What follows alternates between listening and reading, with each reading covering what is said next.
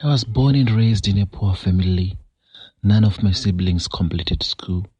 Father was always drunk without sending any man for fees.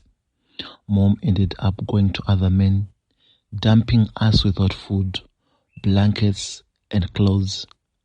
I wanted education, and I ended up ready to accept anything as long as I'm going to school. In this message, I am telling you how I later joined a satanic group and how we sacrificed. Hello viewers, welcome once again to another educative episode of African Confessions HD, right here on Extraordinary Africa. My name is Solution Uncle. If you're still new in this show, we publish lifetime confessions. Usually we publish anonymously for their own safety reasons. Listeners, you're having a challenge, you're having a problem, don't go to the forest and commit suicide. Feel free to share your story with us. Don't be shy, don't be afraid. It's for free.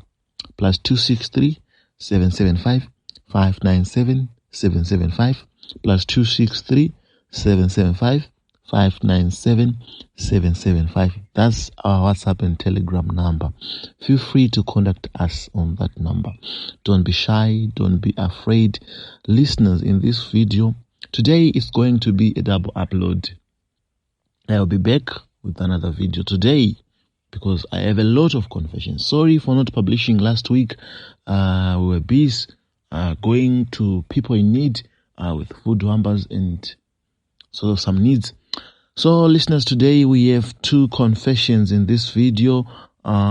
This first confession of a woman who joined a satanic group and the way they sacrifice. She's going to tell us why they sacrifice and stuff. Also, we'll be going through a confession of a lady who married her own brother in the rituals. Unbelievable story. We'll be talking about that confession. We'll be going through that confession. And without wasting much of your time, let's go straight into the confession. Yellow uncle, please post anonymous. I killed my sister's son because he was intelligent more than mine. The ghost is harassing me all days and nights. My name is Patricia. I grew up in a low-density suburb in Johannesburg. I can't mention to remain anonymous. Grew up in a family of three, two sisters and one brother. Our brother migrated to Mozambique when we were still toddlers. From then, we never saw him. My father was the gardener. My mom was the cook. At that homestead, we stayed in that low-density suburb. We grew up in poverty. Father wasn't taking care of us. The owners of the house were out of the country. Most of the time we could be alone. During the first days, Mom used to be with that patience. Maybe one day everything will be okay. But later on, her behavior changed. He started going to other men, dumping us without food, without blankets, without anything. We started starving. Our dad would be coming back at midnight, very drunk. Early in the morning, going back to the bar. That was our lifestyle. Because of that, we couldn't proceed with education. We couldn't proceed with education, me and my sister. Our brother find it difficult to remain with the family. He followed our cousin who stays in Mozambique. They are now farmers in Mozambique, but they never returned to South Africa to check on us. Mom is misbehaving. Dad is always drunk, always. I started being a commercial sex worker at a very young age. At coffees, I was jumping the Jurau, leaving my young sister, going and sleep with at least 3 men. Every night, I'll come back with food, then we eat with my sister. That's not what I wanted. I was starving because I wanted to proceed with education so that I can take care of myself and my young sister. It was always hurting me to see her, thinking, what will she be in the future? That was my worries always. So when I was going to the taverns at night, one day I met this other commercial sex worker. The lady was earning a lot of money, driving a very expensive car, wearing expensive clothes, expensive hairstyle. Everything on her was expensive. I said I will never go without asking her how she is making it. She told me that only rich men catch her. And that was different to mine.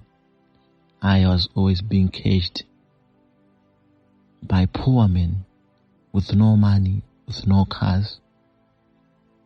That lady, the next day I saw her, she could just sleep with 2 men. She'll come out, a lot of thousands of rands.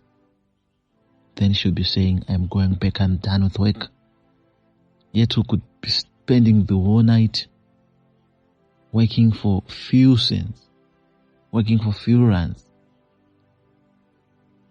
I asked her many times, how did she manage to make it? Then she said, are you strong enough to be a woman? I said yes, I wanted money. I wanted to go back to school.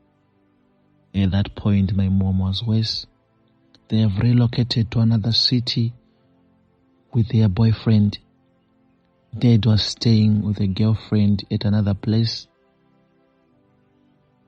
We were afraid when the owners of the house returned, seeing the garden is dead.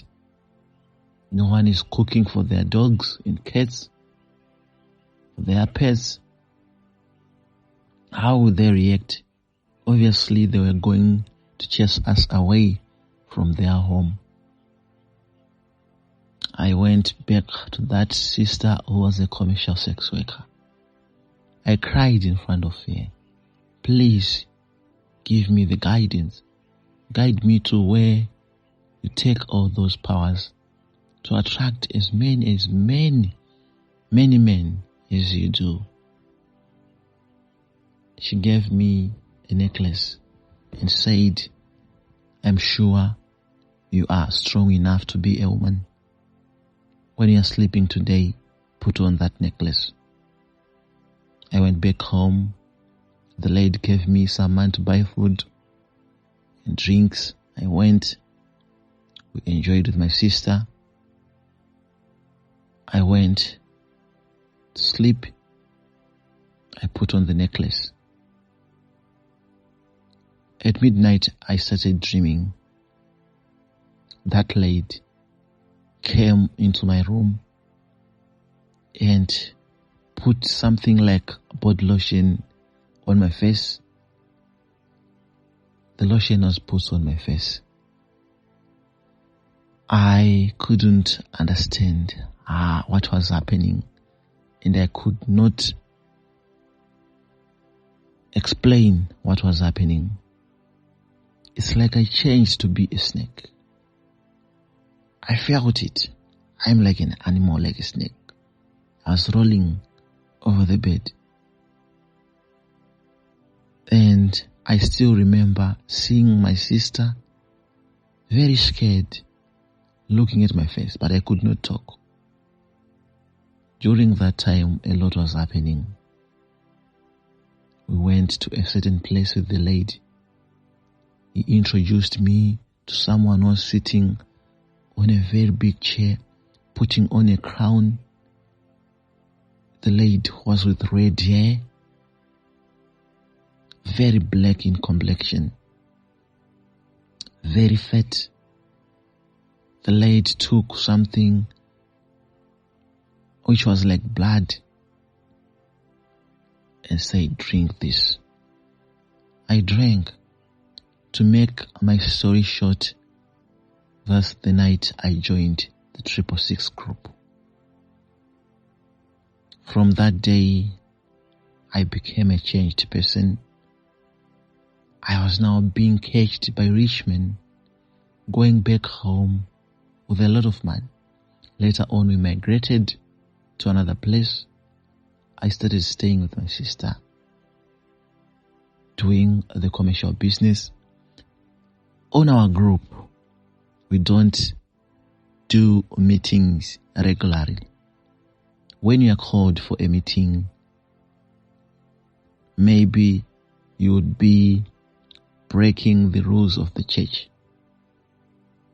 We are just like normal people, but we are connected to a certain place. We go to taverns, being caged by your husbands, your rich husbands. That's where I took the powers. Later on, I sacrificed my father. They need you to sacrifice at least once a year. The next year, I sacrificed my mother. And I was starting to feeling the guilty conscience. My sister noticed something was wrong with me. The way we were living, we were very rich, but the way I was behaving, she was now a grown-up person. She started going to church. They later came to our mansion and prayed for me and my sister. Now we are out of this. I'm out of the church. They sold everything and spent the money. I was given a new house by the church where I'm staying with my sister.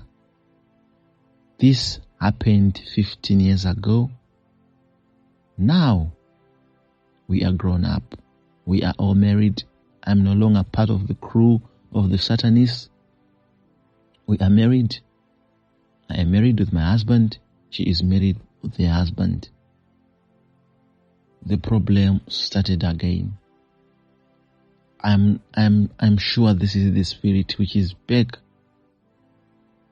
I started feeling guilty. And I almost confessed, but I didn't. By that time, I was feeling I want to confess. A heavy spirit conquered my body. I started feeling jealousy over my sister. The way she lived with her husband, they are always enjoying. We have our firstborns are of the same age, same year. Their son is very good at school. Mine is bad at school. So this other day, she came to my house. I was jealous of that family. I put something on his body lotion so that when she used that body lotion, this should decrease a lifetime. The following week, he was crushed by a truck. Now I'm feeling guilt worse. To worsen the situation, the ghost of the man, the ghost of the son I killed, the ghost of my sister's son is coming to harass me, saying, "Why did you kill me? Why? This is affecting my house, my husband, and my kids are sleeping in their own house. They are now afraid of me because they are saying I am acting weird." This is the story. I just have a question. Is it not okay to commit suicide when you do such? Because I think I deserve to die. Please, Solution Uncle, notify me when you post. That's my confession. Our next confession is as follows. Hello, Solution Uncle. Please hide my identity. Even long comments I'll read. Notify me as well once you upload. I am a girl in my mid-20s. I grew up in a rural area in Zambia. We practice a lot of cultural practices in that village. There is this thing eating me up. My grandfather and my father have been using me in rituals so that they can have more cattle. I am the one who is being used. They did the deal with my brother. The brother will come in the room. I am lying. Then he has sex with me. I could not know it was my brother. All over these years, they made him mentally ill so that he can't know what he's doing. This is what we have been doing. I am not married. I am not getting married. I am not getting any attention from men.